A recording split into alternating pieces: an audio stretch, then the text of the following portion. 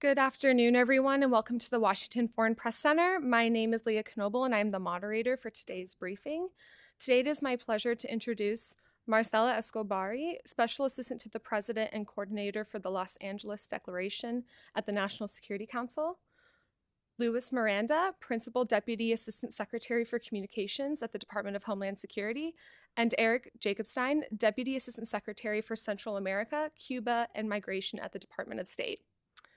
They will provide an overview of ongoing U.S. efforts to humanely manage migration at our southwest border, as well as collaboration with our partners in the Western Hemisphere to address the root causes of migration ahead of the upcoming Los Angeles Declaration for Migration and Protection Ministerial hosted by Guatemala. A reminder that this discussion is on the record, and we will post a transcript and video of the briefing on our website, fpc.state.gov, later today. For the journalists joining us on Zoom, please take a moment now to rename yourself in the chat window with your name, outlet, and country. I would now like to invite Ms. Escobari to begin with her opening remarks. Great. Thank you so much. Well, thank you for hosting us and giving us the opportunity to provide an update on our efforts to manage hemispheric migration in a safe, humane, and orderly way. 2 years ago, at the Summit of the Americas, President Biden joined 20 of our partners from across the hemisphere in launching a bold new initiative, the Los Angeles Declaration on Migration and Protection, under the premise that together we can address this shared challenge impacting the entire region. And our coordinated efforts could be more than the sum of our parts. And my mission at the National Security Council is to lead the U.S. diplomatic efforts under this regionally driven initiative, working side by side with our partners. To that end, I am pleased to confirm that the United States will be joining our partners in Guatemala City on May 7th for the third Los Angeles Declaration Ministerial. As our high-level participation in the ministerial will show, President Biden remains fully committed to this collaborative approach, which continues to drive action across its three pillars. First, we are addressing the root causes driving people to leave their homes. It was a priority for President Biden when he was vice president, and it remains a priority now. The Biden-Harris administration's root causes strategy for Central America has helped people find opportunities in their home communities. Just in the last 3 years, our assistance has helped create over 250,000 jobs in the region, increase productivity and incomes for more than 60,000 agricultural producers. It has generated more than $500 million in new sales and helped keep in school more than 465,000 primary and secondary students. While we know the causes driving people to leave their homes are complex, we see this work is bearing fruit.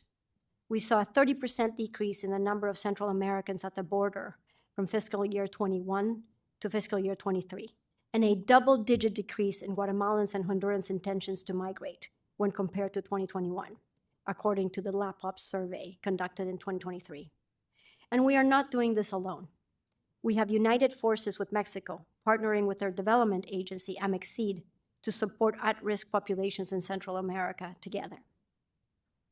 Secondly, we are leading a historic expansion of lawful migration pathways to the United States and other countries, while supporting the regularization and integration of migrants throughout the region. Initiatives like the CHNV, Uniting for Ukraine, and temporary labor pathways allow people to migrate safely and legally.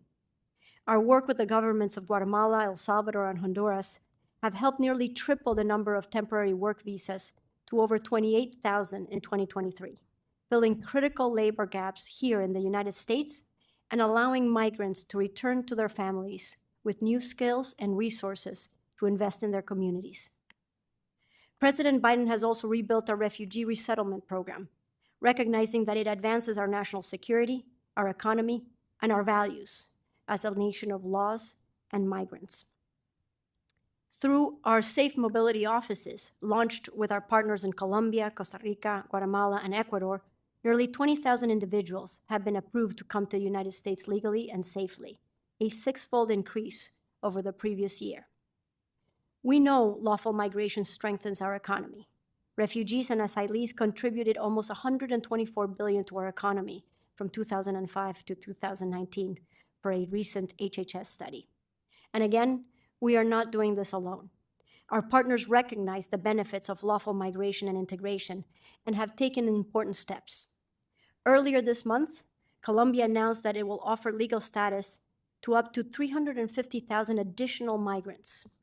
Since 2021, Colombia has provided 10-year legal status to over 2 million, mostly Venezuelan migrants. These integration efforts have the potential to increase Colombia's GDP by 4.5 percentage points by 2030, according to the IMF. Brazil's Operation Welcome is also an impressive regional example of efficient and smart migration management. Brazil has welcomed over 500,000 Venezuelans since 2018 and matched migrants with labor needs all over the country. In a few days, we are looking forward to holding our first ever bilateral migration dialogue with Brazil to discuss expanding our collaboration on migration. Together, these collective efforts are helping us meaningfully improve lives, modernize our approach to irregular migration, and reduce the need for people to make the dangerous journey north, while recognizing the significant contributions of lawful pathways.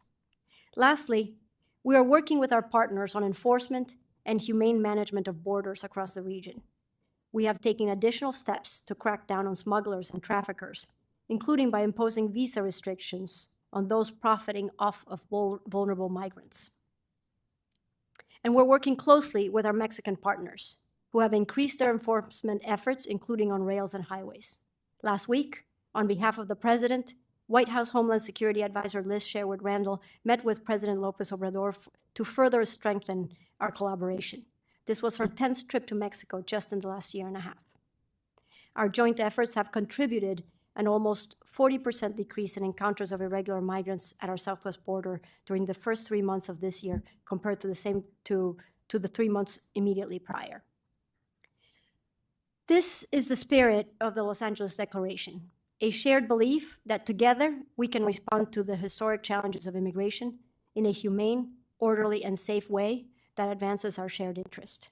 We look forward to a productive ministerial on May 7th to make further progress, and we thank Guatemala not only for hosting, but for its continued regional leadership. Thank you, and I look forward to your questions. Thank you. Thank you, Marcela, and thank you to the team at the Foreign Press Center for organizing and hosting all of us here today.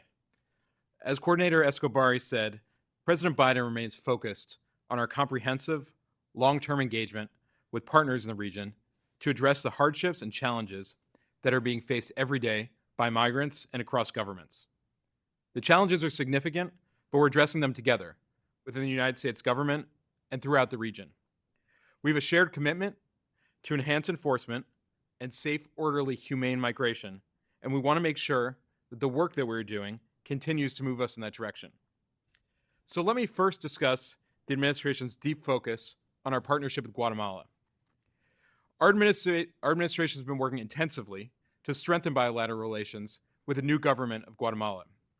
We greatly appreciate the efforts of the Arevalo administration, not only in terms of the democratic transition and its robust anti-corruption agenda, but also its commitment to coordinate closely on our shared challenges, which include irregular migration. And we are particularly grateful for their leadership in hosting this next ministerial of the Los Angeles Declaration. On March 18th, State Department Undersecretary Jose Fernandez led the first ever U.S.-Guatemala high-level economic dialogue, which really demonstrated our commitment to work with the Guatemalans to advance inclusive economic growth and create opportunities at home so that Guatemalans are not forced to make the dangerous journey north. And on March 25th, President Arevalo met here in Washington with both President Biden and Vice President Harris. On the issue of irregular migration, specifically, Vice President Harris and President Arevalo discussed the importance of providing access to lawful pathways, increasing cooperation on border enforcement, and U.S. support for Guatemala's migration management efforts. The Vice President and President Arevalo agreed on the urgent need to address the drivers of irregular migration from Northern Central America and to continue cooperation under the Biden-Harris administration's root causes strategy. To that end, we're particularly proud that Central America Forward, which is the public-private partnership that was launched by the Vice President in May of 2021, now has mobilized more than $5.2 billion in private sector investments for Northern Central America. And so we really look forward to bringing that same level of commitment and coordination with partner countries throughout the region at the May 7th Los Angeles Declaration Ministerial meeting in Guatemala City. And so we're hopeful that other partners throughout the region, throughout the world, will increase their support for Guatemala and for the entire Northern Central American region in addressing the root causes of migration. So in addition to our root causes work and our support for safe, orderly, humane migration, and really to provide protection to refugees and vulnerable migrants, as Coordinator Escobari mentioned, we're very proud of our safe mobility offices throughout the region, which are facilitating expedited refugee processing via the U.S. Refugee Admission Program. And they also provide information, referrals, and such to humanitarian parole, family reunification, and labor programs. So as of April 14th of this month, more than 170,000 individuals have applied for the SMO initiative, the Safe Mobility Office initiative.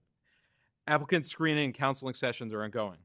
And since the launch of these offices in June of 2023, more than 28,000 individuals have been referred to the U.S. Refugee Admission Program for potential resettlement to the United States, and more than 16,000 individuals have been screened for other lawful pathways to the United States. More than 19,300 individuals have been approved to come to the United States, and more than 7,500 have already arrived safely into their new homes in the United States. And thousands of additional applicants are in the final stage of processing and will arrive in the coming weeks. We're working with partners in Colombia, in Costa Rica, in Ecuador, and Guatemala, where we've stood up these innovative new safe mobility offices.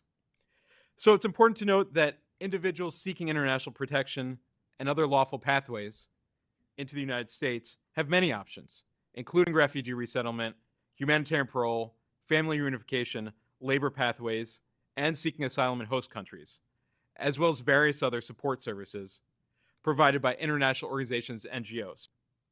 Taken together, these initiatives are the largest expansion of lawful pathways to the United States in decades.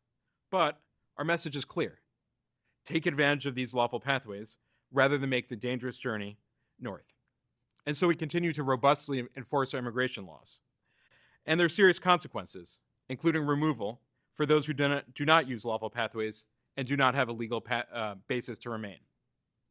And in the enforcement space, let me just say that we are sharpening our focus on charter companies, some of whom, in cooperation with Nicaragua's Ortega Murillo regime, have offered flights to Managua and charge extortion-level prices that put migrants onto a dangerous overland path north to the U.S. border. And while these migrants predominantly come from the Caribbean, others come from Africa, Asia, and elsewhere, and we're seeing those increased numbers in recent months. So in response to this disturbing trend, on March 4th, Secretary Blinken took steps to impose visa restrictions on air charter company executives for facilitating irregular migration into the United States. And these visa restrictions, this policy put forward by the Secretary, was later expanded to target owners, executives, and senior officials of companies providing charter transportation and transportation by land and sea designed for use primarily by persons intending to migrate irregularly to the United States. Our feeling is no one should profit from vulnerable migrants, not smugglers, private companies, public officials, or governments like the Ortega Murillo regime. So we'll continue engaging with governments, and we'll continue to impose visa restrictions as needed to crack down on this practice. So thank you again for the opportunity to join today's briefing, and I'll now turn to Louis for some comments from DHS. Thank you very much. Thank you, Eric. Thank you, Marcella and Leah and everybody at the Foreign Press Center, but also all of you for being here today. The ability to communicate and discern fact from myth is so important, and we need you to be able to do that. The spirit of collaboration outlined by my colleagues is a vital aspect of our efforts under Secretary Mayorkas at the Department of Homeland Security to enhance border security and manage irregular migration, as Marcella said, in a safe, orderly, and humane way. The world is seeing historic levels of displacement and migration for a variety of reasons, but our work with counterparts throughout this hemisphere and around the world is having positive results, including the restrictions that Das Jacobson was just talking about. For those intending to migrate to our southwest border, the strength of the American economy does remain a factor. So in addition to this collaboration that we're talking about, it is a focus of our efforts to communicate with audiences throughout the region and around the world to really level set on the reality of what U.S. immigration laws do and how we're enforcing them. So under U.S. law, our borders are not open to irregular or illegal migration. There are consequences for individuals who cross irregularly or illegally, even if they intend to turn themselves into Border Patrol. Those consequences include removal of individuals who don't have a legal basis to remain, including expedited removal, a 5-year bar on reentry, and prosecution for recidivism.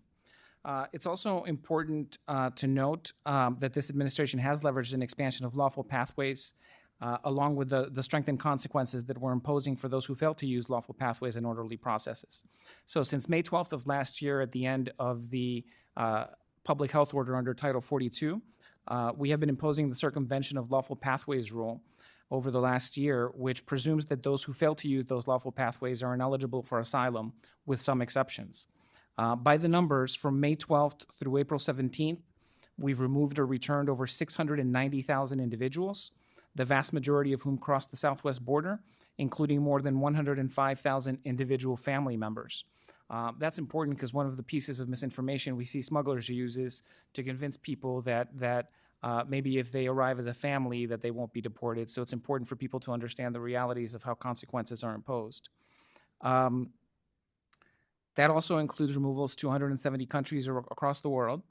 And over the last 3 years, and this is a really significant statistic, the majority of individuals encountered at the southwest border have been removed, returned, or expelled.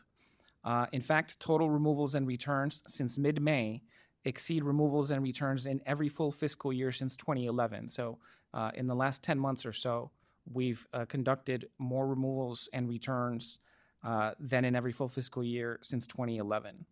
Of course, many people believe the misinformation that they see on social media, telling them that they can quickly cross and turn themselves in. So we continue to emphasize that the use of expedited removal for those without a legal basis to stay is a possibility. Also, to make sure that people understand that crossing illegally does not make them eligible for a work permit, and that even for those who claim asylum, they have to wait a minimum of 150 days before even applying for a work permit, and at least another 30 days before they could receive one. Our expansion of lawful pathways and orderly processes, consistent with the spirit of the LA Declaration, does provide better options. Those pathways and processes have prevented nearly 1 million individuals from attempting illegal migration between ports of entry. Through the end of March 2024, over 404,000 Cubans, Haitians, Nicaraguans, and Venezuelans have been able to arrive lawfully under the parole processes that we established in October of 2022 for Venezuelans and subsequently last January 5th for Cubans, Haitians, and Nicaraguans. Additionally, since the appointment scheduling function in CBP-1 was introduced in January of 2023, through the end of March, more than 547,000 individuals have successfully scheduled appointments to present at ports of entry using CBP-1. Again, that's nearly 1 million people who have chosen to follow a lawful pathway or an orderly process instead of risking their lives and savings in the hands of smugglers. While we recognize that significant challenges do remain, the DHS workforce, our frontline officers and agents at U.S. Customs and Border Protection on the southwest border, the rest of the DHS personnel that support them, they're on the job, and we're going to continue to enforce U.S. immigration law. Encounters at our southern border are lower now than they have been in prior months, but we do remain prepared, continually managing operations to respond to shifting patterns as necessary, and we're going to continue to call on Congress to provide the tools and funding necessary to continue to strengthen our border security. But again, the fact remains the U.S. is enforcing immigration law, and our borders are not open for those without a legal basis to enter the country. And with that, I'll turn it back over to you. Thank you. We'll now take questions. For those of you in the room, please raise your hand, wait to be called on, and please also state your name and media outlet, and please speak up so we can hear you. And for those of us joining on Zoom, please be sure your screen name includes your name, outlet, and country. Click on the raised hand icon to indicate you have a question, and we'll start in the room first. Okay, we'll start Jose Luis, I think. Second row. So Luis, I'm from El Faro. in Central American civil society, there's a widespread perception that the United States prioritizes their migration policies over the human rights practices in the region. I want your opinion on the impact that what the recent report on human rights in Central America can have in migration coming from the region. Great. Thank you for that question, Jose Luis. I would say under the root causes strategy, we're focused on multiple factors, including governance. And we feel governance is at the core of much of what we do in the region, because without good governance, it's hard to have economic prosperity. It's hard to have security. So we feel like migration management is certainly a priority, but governance and human rights are also a priority. And you have to look no further than the United States' efforts to support the democratic transition in Guatemala to see an example where we're prioritizing governance in a big, major way. In terms of the Human Rights Report itself, I would just say overall, the Human Rights Report, which was released this week, it captures facts about the observance of and respect for human rights and fundamental freedoms. The Human Rights Report, it does not contain analysis. It makes no judgments. It makes no statements or determinations as a matter of domestic and international law, but it provides information that's often used by our Congress, by the executive branch, and by immigration adjudicators in making policies and decisions where accurate information on human rights conditions is critical. So the human rights piece is critical, so is governance, and so is migration management in a big way, with everything that Marcelo laid out in terms of the president's priorities for this upcoming meeting. Okay, Alex. Thank you so much. For the news agency. Thanks so much for being here and for the introduction. Those numbers are incredibly helpful. I was hoping to get some sort of like progress report about regional processing centers that were last year, this time, announced by both Secretary Blinken and Mayorkas in the State Department briefing room. How many of them are currently operating? Where exactly? The numbers that you guys provided, how many cases have been approved? Have they been approved by the U.S. officers or international partners that back then you guys announced? Sounds like it's like part of the job is being outsourced. If that's the case, just want to understand, who is exactly leading this process. And finally, on this information campaign, not only in the hemisphere, but my part of it, I cover Eastern Europe. You can see, adversaries like Russia are, pushing this information like this, south of borders open for everyone. So how much is this contributing to the problem, scope of the problem? Thanks so much. Yeah, so in terms of safe mobility offices, I think the numbers paint a clear picture of the success. This has been more successful than imagined. This is a process that's done in close cooperation with international organizations, with UNHCR, with the International Organization for Migration.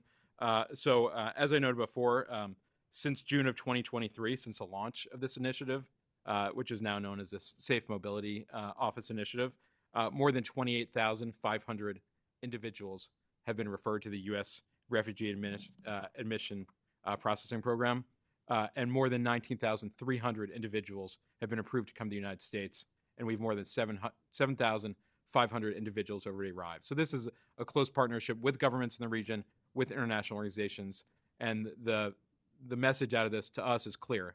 The message is take advantage of these lawful pathways rather than making the irregular journey north.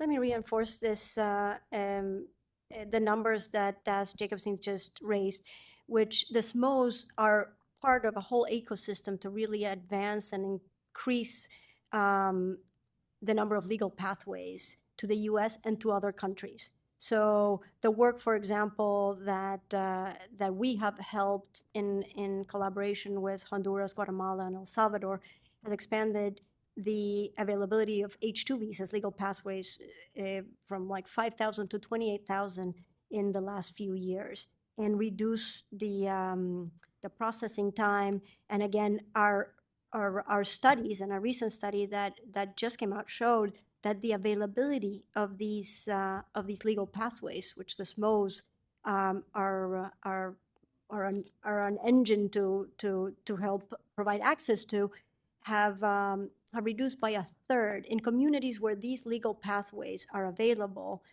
people migrate at a third of the rate that in communities that don't have them. So we see this expansion to be not only a better way to migrate, but also reducing the numbers of irregular migration.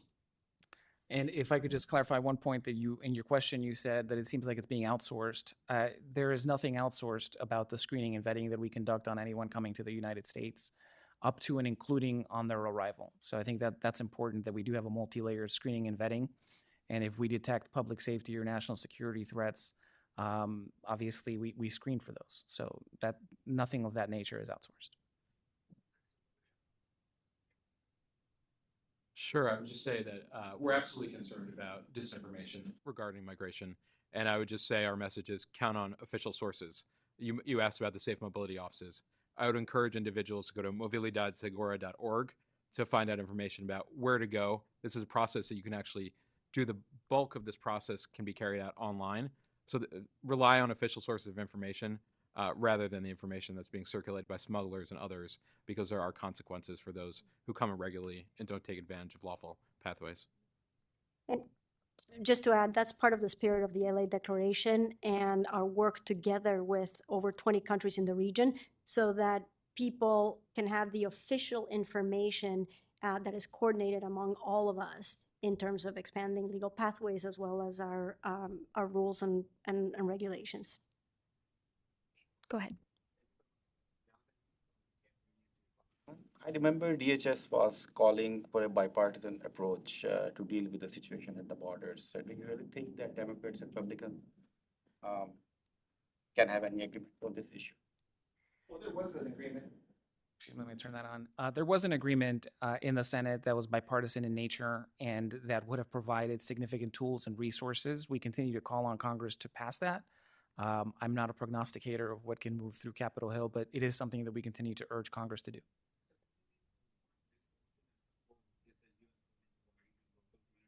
Organizations that are assisting migrants at the southwest border. We're providing communities inside the United States significant resources. We've provided over $1 billion in the past 2 years. We also just recently announced another round of funding through what we call the Shelter and Services Program. And that goes to nonprofit organizations, cities, others that are providing immediate services to migrants, temporary services just to help them move along. But it's not, it is not something that reaches necessarily the levels that we need, which is why we want to continue to emphasize that if Congress does pass that Senate bill, it does contribute significantly to our ability to help those communities. Okay, Maria? NTN 24. So a recent poll by Mega-Analysis shows that 40% of the people in Venezuela are considering leaving the country if Nicolás Maduro wins the elections on July. We would like to know if you have any information with regards to this and if the U.S. is prepared to receive more Venezuelans, even more Venezuelans after July.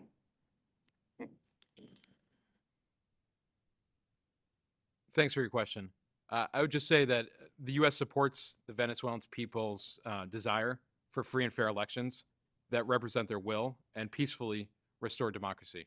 So from our perspective, full implementation of the Barbados Agreement really offers the best path here to restore the democracy that Venezuelans deserve, improve economic and humanitarian conditions, and ultimately address the migration crisis that you referenced.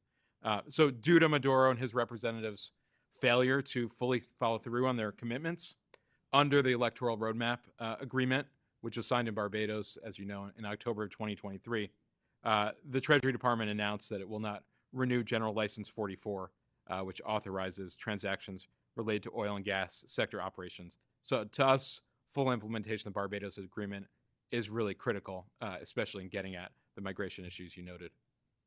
And just to say that we are aligned with our partners, not only throughout the region, but throughout the world in calling for competitive and inclusive elections in Venezuela. Venezuelans after July, like the polls say? We're not making any prognostications at this point that we would communicate publicly. What we are doing is enforcing U.S. immigration law and encouraging people to leverage lawful pathways, because whether it's crossing the Darien or putting their lives in the hands of criminal smuggling networks, I think it's important for people to understand that south of the U.S. border, the illegal trafficking routes are controlled by cartels that we see significant incidents of extortion, kidnapping, abuse, territorial friction between different groups that results in injury or death to migrants. So it really is not the way to go, and that's why we continue to urge people to really look at these lawful pathways. We've had success with those. We talked about the Venezuelans. More than 102,000 have been vetted and approved for travel through the CHNV parole processes. More than 95,000 of those have already arrived. That's a significantly better option than trying to cross illegally. Okay, we're going to turn to a couple questions on Zoom. John Ford with the Tribune, if you could unmute yourself and ask your question, please.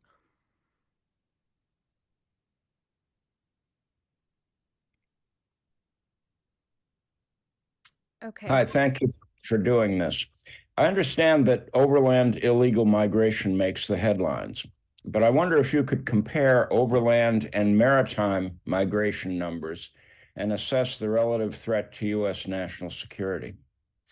Well, what I can say is that maritime migration remains low. Obviously, we continue to monitor for any changes consistently, but we do have significant assets through our Homeland Security Task Force Southeast that includes the Coast Guard, Border Patrol, and other law enforcement partners working consistently to monitor the Florida Straits and really conduct a lot of rescues, but also repatriations. When we do interdict people at sea, we do repatriate them. Okay, thank you. Next, we'll go to Jose Diaz with Reforma. Could you please unmute yourself and turn on your video if possible to ask your question? Yes. My question is for Mr. Miranda. I have asked this question 6 times, and DHS never comes back with an answer. So I hope you can reply to it. How many nationals of Haiti, Cuba, Venezuela, and Nicaragua has DHS deported to Mexico since the end of Title 42 in May of 2023? Thanks for the question, Jose. More than 311,000 people have been removed or returned to Mexico since May 12th.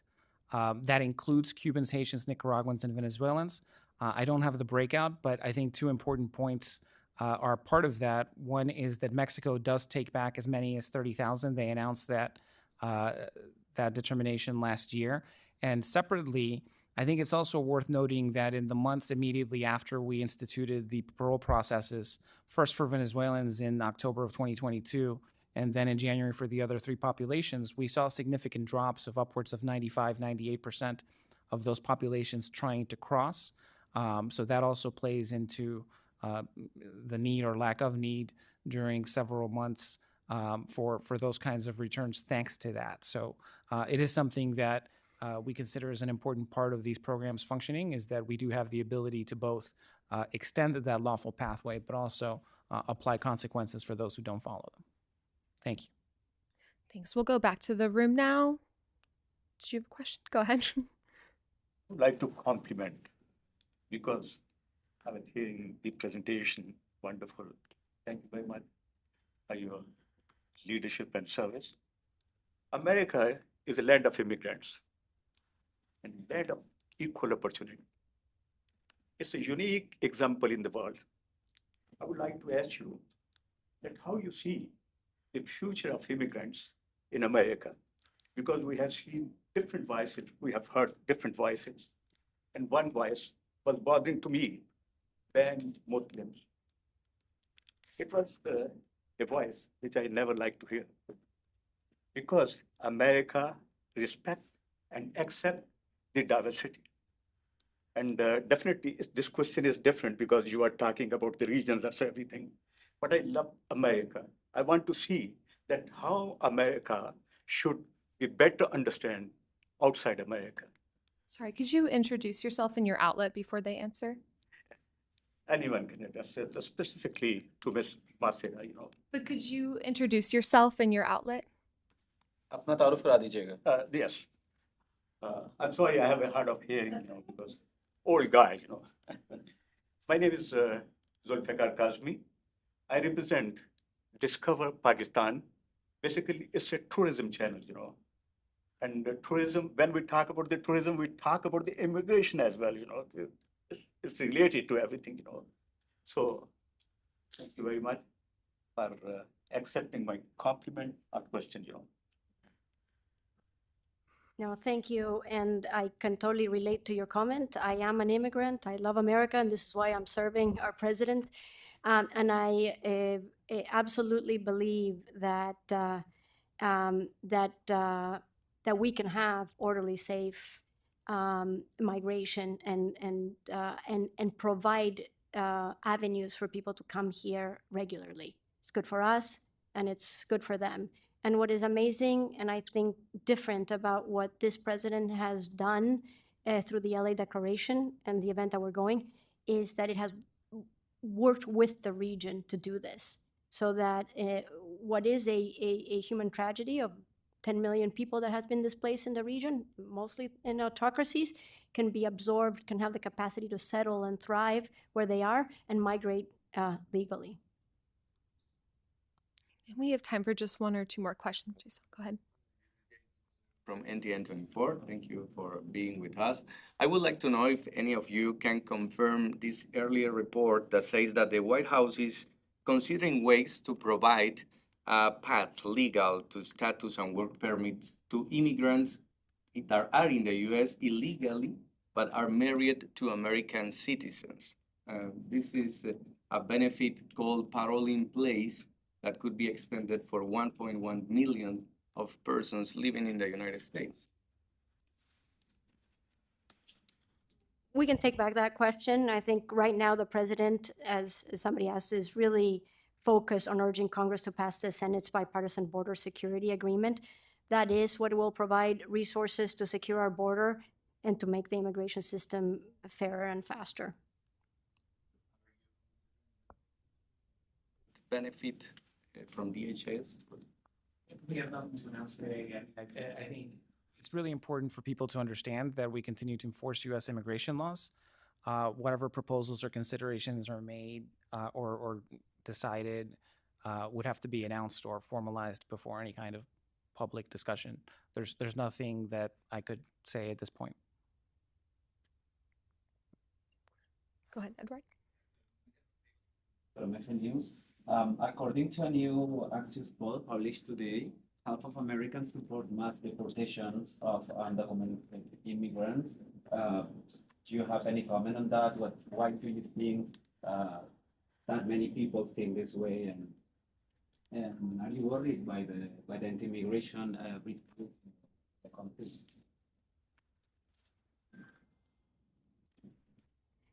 I think what we're focused on, as I just mentioned, is in what we can do and the affirmative position of the president. And I think that this bipartisan border security bill would make a huge difference in securing our border and, again, have a fairer and better immigration system. And I think that would be a lot more effective and humane than alternatives. Okay. Thank you. This concludes our briefing. I want to give a special thanks to our briefers for sharing their time with us today, and to those of you who joined us, thank you.